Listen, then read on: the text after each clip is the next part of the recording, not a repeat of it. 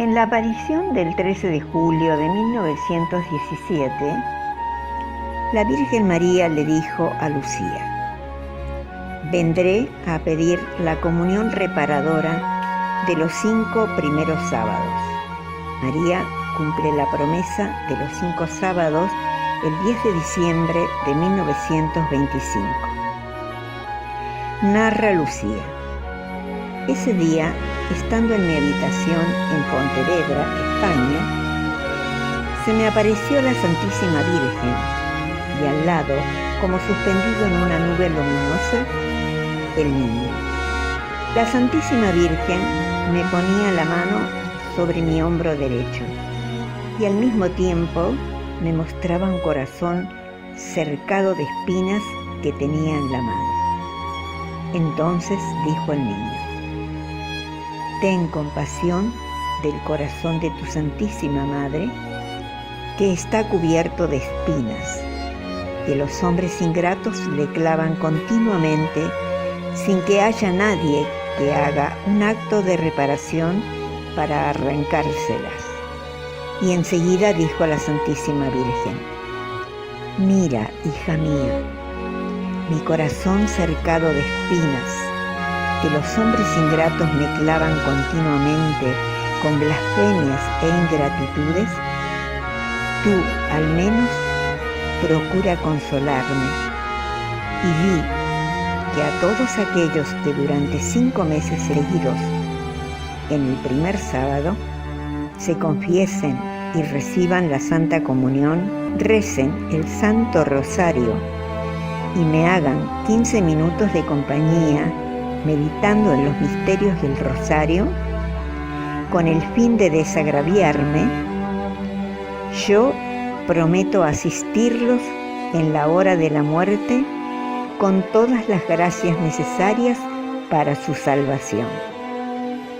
La salvación de las almas, especialmente de aquellas que más lo necesitan, arrebatándolas del fuego del infierno que las amenaza, es la intención principal de la práctica de los 5 primeros sábados del mes. Cuarto misterio de gloria: la asunción de la Santísima Virgen María en cuerpo y alma a los cielos. Dice el Cantar de los Cantares: ¿qué es aquello que sube del desierto como columna de humo, como un vapor de mirra e incienso y de todos los perfumes exquisitos? Basado en Su Santidad Pío XII, Su Santidad Pío IX, San Juan Damasceno, San Germán de Constantinopla, San Antonio de Padua, San Alberto Magno, Santo Tomás de Aquino, San Buenaventura, San Roberto Belarmino y San Pedro Canicio. Es extremadamente manifiesto de Dios, que todo lo puede y cuyos planes providentes están hechos con sabiduría y amor, que compensa en sus inescrutables designios, tanto en la vida de los pueblos como en la de los individuos, los dolores y las alegrías, para que por caminos diversos y de diversas maneras todo coopere al bien de aquellos que le aman. Así, nuestro pontificado, dice Su Santidad Pío XII, está oprimido por grandes cuidados, preocupaciones y angustias por las actuales gravísimas calamidades y la aberración de la verdad y de la virtud. Pero nos es de gran consuelo ver que mientras la fe católica se manifiesta en público cada vez más activa, se enciende cada día más la devoción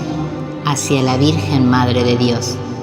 y casi en todas partes es estímulo y auspicio de una vida mejor y más santa, de donde resulta que, mientras la Santísima Virgen cumple amorosísimamente las funciones de madre hacia los redimidos por la sangre de Cristo, la mente y el corazón de los hijos se estimula a una más amorosa contemplación de sus privilegios. En efecto, Dios, que desde toda la eternidad mira a la Virgen María con particular y plenísima complacencia, ejecutó los planes de su providencia de tal modo que resplandecen en perfecta armonía los privilegios y las prerrogativas que con suma liberalidad le había concedido. Este privilegio resplandeció con nuevo fulgor desde que nuestro predecesor, Pío IX, de igual memoria, definió solemnemente el dogma de la Inmaculada Concepción de la Augusta Madre de Dios. Estos dos privilegios están en efecto estrechamente unidos entre sí. Cristo con su muerte venció la muerte y el pecado, y sobre el uno y sobre la otra reporta también la victoria en virtud de Cristo todo aquel que ha sido regenerado sobrenaturalmente por el bautismo. Pero por ley general, Dios no quiere conceder a los justos el pleno efecto de esta victoria sobre la muerte, sino cuando haya llegado el fin de los tiempos. Por eso también los cuerpos de los justos se disuelven después de la muerte, y solo en el último día volverá a unirse cada uno con su propia alma gloriosa. Pero de esta ley general quiso Dios que fuera exenta la bienaventurada Virgen María, que por privilegio del todo singular venció al pecado con su concepción inmaculada. Por eso no estuvo sujeta a la ley de permanecer en la corrupción del sepulcro,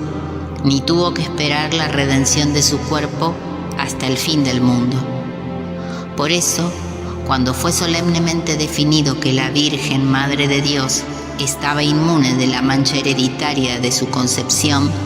los fieles se llenaron de una más viva esperanza de que cuanto antes fuera definido por el Supremo Magisterio de la Iglesia el dogma de la asunción corporal al cielo de María Virgen. Muchos y eximios teólogos intensificaron sus estudios sobre el tema, ya sea en privado o en los públicos ateneos eclesiásticos y en otras escuelas destinadas a la enseñanza. Todos estos estudios e investigaciones pusieron más de relieve que en el depósito de la fe confiado a la Iglesia estaba contenida también la asunción de María Virgen al cielo, y generalmente siguieron a ello peticiones en que las que se pedía instantemente a esta sede apostólica que esa verdad fuese solemnemente definida. En esta piadosa competición los fieles estuvieron admirablemente unidos con sus pastores, los cuales, en número verdaderamente impresionante, dirigieron peticiones semejantes a esta cátedra de San Pedro. Por eso, cuando fuimos elevados al trono del sumo pontificado, habían sido ya presentados a esta sede apostólica muchos millares de tales súplicas de todas partes de la tierra. Por eso, mientras elevábamos a Dios ardientes plegarias para que infundiese en nuestra mente la luz del Espíritu Santo para decidir una causa tan importante, dimos especiales órdenes de que se iniciaran estudios más rigurosos sobre el asunto y entre tanto se recogiesen y ponderasen cuidadosamente todas las peticiones que desde el tiempo de nuestro predecesor Pío IX, de feliz memoria, hasta nuestros días habían sido enviadas a esta sede apostólica a propósito de la asunción de la Beatísima Virgen María al cielo. Por eso, del consentimiento universal del magisterio ordinario de la Iglesia, se deduce un argumento cierto y seguro para afirmar que la asunción corporal de la bienaventurada Virgen María al cielo, lo cual en cuanto a la celestial glorificación del cuerpo virginio de la Augusta Madre de Dios, no podía ser conocida por ninguna facultad humana con sus solas fuerzas naturales, y es verdad revelada por Dios, y por eso todos los fieles de la Iglesia deben creerla con firmeza y fidelidad, porque deben ser creídas por fe divina y católica todas aquellas cosas que están contenidas en la palabra de Dios, escritas o transmitidas oralmente, y que la Iglesia, o con solemne juicio o con su ordinario y universal magisterio, propone a la creencia como revelada por Dios. De esta fe común de la Iglesia se tuvieron desde la antigüedad a lo largo del curso de los siglos varios testimonios, indicios y vestigios. Los fieles, guiados e instruidos por sus pastores, aprendieron también de la Sagrada Escritura que la Virgen María, durante su peregrinación en la tierra, llevó una vida llena de preocupaciones, de angustias y de dolores, y que se verificó lo que el santo anciano Simeón había predicho,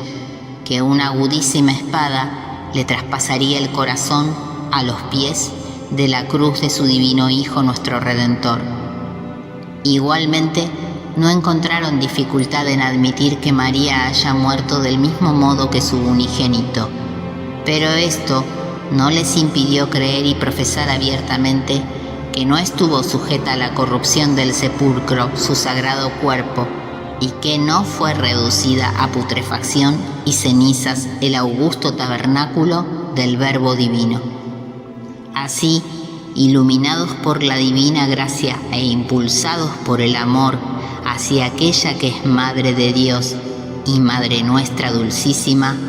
han contemplado con luz cada vez más clara la armonía maravillosa de los privilegios que el providentísimo Dios concedió al alma socia de nuestro Redentor, y que llegaron a una tal altísima cúspide a la que jamás ningún ser creado, exceptuada la naturaleza humana de Jesucristo, había llegado. Así podemos citar a San Juan Damasceno, que se distingue entre todos como testigo eximio de esta tradición, considerando la asunción corporal de la Madre de Dios a la luz de los otros privilegios suyos. Exclama entonces con vigorosa elocuencia: era necesario que aquella que en el parto había conservado ilesa su virginidad, conservase también, sin ninguna corrupción, su cuerpo después de la muerte. Era necesario que aquella que había llevado en su seno al Creador hecho niño, habitase en los tabernáculos divinos. Era necesario que la esposa del Padre habitase en los tálamos celestes. Era necesario que aquella que había visto a su Hijo en la cruz, recibiendo en el corazón aquella espada de dolor de la que había sido inmune al darlo a luz, lo contemplase sentado a la diestra del Padre. Era necesario que la Madre de Dios poseyese lo que corresponde al Hijo, y que por todas las criaturas fuese honrada como Madre y Sierva de Dios. Estas expresiones de San Juan Damasceno corresponden fielmente a aquellas de otros que afirman la misma doctrina. Así, por citar otros ejemplos, San Germán de Constantinopla encontraba que correspondía la incorrupción y asunción al cielo del cuerpo de la Virgen Madre de Dios, no solo a su divina maternidad, sino a la especial santidad de su mismo cuerpo virginal. Tú, dice, como fue escrito, apareces en belleza, y tu cuerpo virginal es todo santo, todo casto, todo domicilio de Dios. Así también por esto es preciso que sea inmune del polvo, sino que debe ser transformado en cuanto humano hasta convertirse en incorruptible. Y debe ser vivo, gloriosísimo, incólume y dotado de la plenitud de la vida. También frecuentemente se encontraron después teólogos y sagrados oradores que, sobre las huellas de los santos padres, para ilustrar su fe en la Asunción, se sirvieron con una cierta libertad de hechos y dichos de la Sagrada Escritura. Así, para citar solo algunos testimonios entre los más usados, los hay que recuerdan las palabras del salmista: ven, oh Señor, a tu descanso, tú y el arca de tu santificación. Y ven en el arca de la alianza,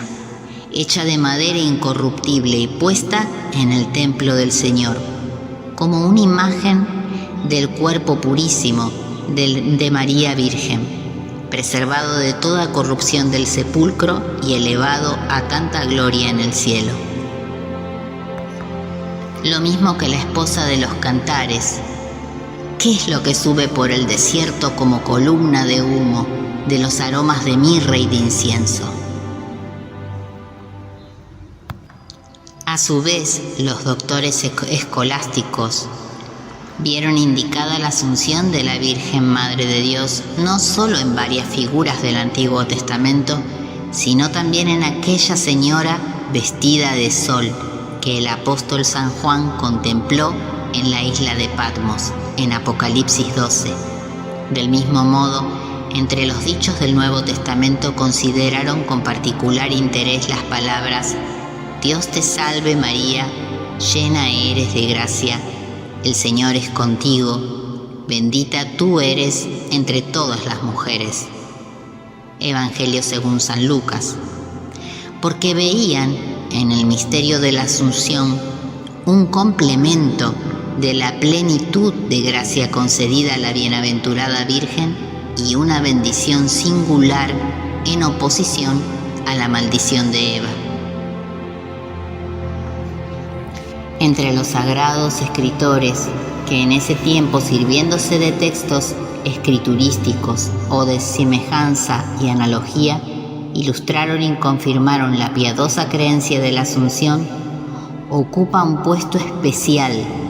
el doctor angélico San Antonio de Padua. En la fiesta de la Asunción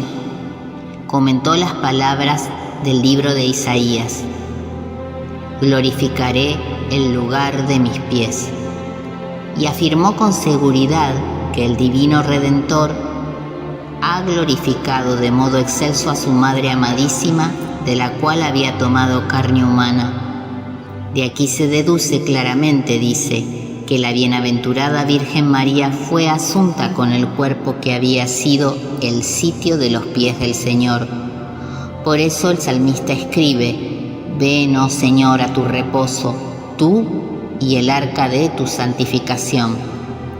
Como Jesucristo, dice el santo, resurgió de la muerte vencida y subió a la diestra de su Padre, así resurgió también el arca de su santificación, porque en ese día la Virgen Madre fue asunta al tálamo celeste.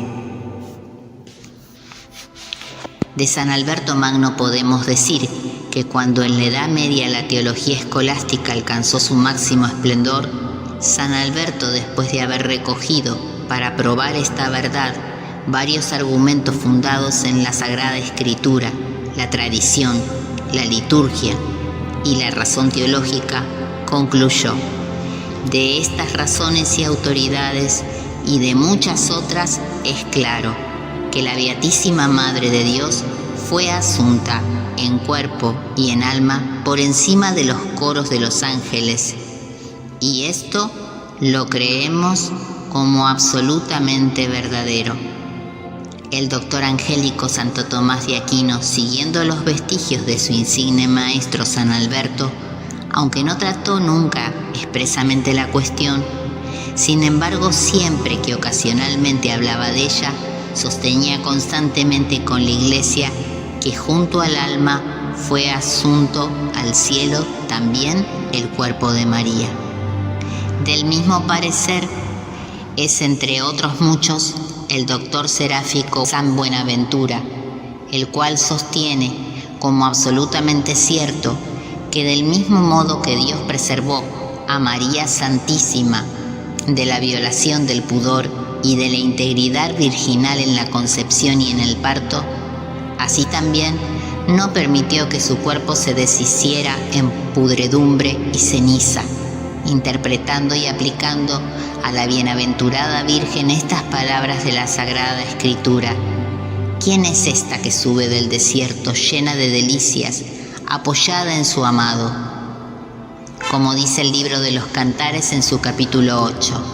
y razona así, y de aquí puede constar que está allí, en la ciudad celeste, corporalmente, porque en efecto la felicidad no sería plena si no estuviese en ella personalmente, porque la persona no es el alma, sino el compuesto y es claro que está allí según el compuesto. Esto quiere decir, con cuerpo y con alma, o de otro modo no tendría gozo pleno. Ya en el siglo XV, San Bernardino de Siena, resumiendo todo lo que los teólogos de la Edad Media habían dicho y discutido en este propósito, no se limitó a recordar las principales consideraciones ya propuestas por los doctores precedentes, sino que añadió otras, es decir, la semejanza de la Divina Madre con el Hijo Divino en cuanto a la nobleza y dignidad del alma y del cuerpo, porque no se puede pensar que la celestial reina esté separada del Rey de los cielos. Exige entonces abiertamente que María no debe estar sino donde está Cristo. Además, es razonable y conveniente que se encuentren ya glorificados en el cielo en alma y cuerpo. Mi alma, dice San Roberto Belarmino, aborrece el solo pensamiento de que aquella carne virginal que engendró a Dios, que le dio a luz, que lo alimentó, que lo llevó, haya sido reducida a cenizas o haya sido dada por pasto a los gusanos. De igual manera, San Francisco de Sales, después de haber afirmado no ser lícito dudar que Jesucristo haya ejecutado del modo más perfecto el mandato divino por el que se impone a los hijos el deber de honrar a los propios padres, se propone esta pregunta: ¿quién es el hijo que, si pudiese, no volvería a llamar a la vida a su propia madre y no la llevaría consigo después de la muerte al paraíso? Y San Alfonso escribe: Jesús preservó el cuerpo de María de la corrupción porque redundaba en deshonor suyo que fuese comida de la podredumbre aquella carne virginal de la que él mismo se había vestido. En efecto, San Pedro Canicio, entre muchos, después de haber declarado que el término asunción significa glorificación, no solo del alma, sino del cuerpo, y después de haber puesto de relieve que la Iglesia, ya desde hace muchos siglos, venera y celebra solemnemente este misterio mariano, dice: esta sentencia está admitida ya desde hace algunos siglos y de tal manera fija en el alma de los piadosos fieles y aceptada en toda la Iglesia, que aquellos que niegan que el cuerpo de María haya sido asunto al cielo, ni siquiera pueden ser escuchados con paciencia, sino abochornados por demasiado tercos o del todo temerarios y animados de espíritu herético. Fórmula definitoria. Por tanto, después de elevar a Dios muchas y reiteradas preces e invocar la luz del Espíritu de la verdad, para gloria de Dios omnipotente que otorgó a la Virgen María su peculiar benevolencia para honor de su Hijo, Rey inmortal de los siglos y vencedor del pecado y de la muerte, para acrecentar la gloria de esta misma augusta Madre y para gozo y alegría de toda la Iglesia, por la autoridad de nuestro Señor Jesucristo, de los bienaventurados apóstoles Pedro y Pablo, y por la nuestra,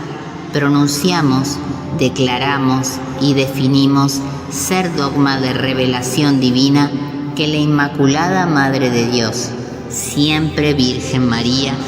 cumplido el curso de su vida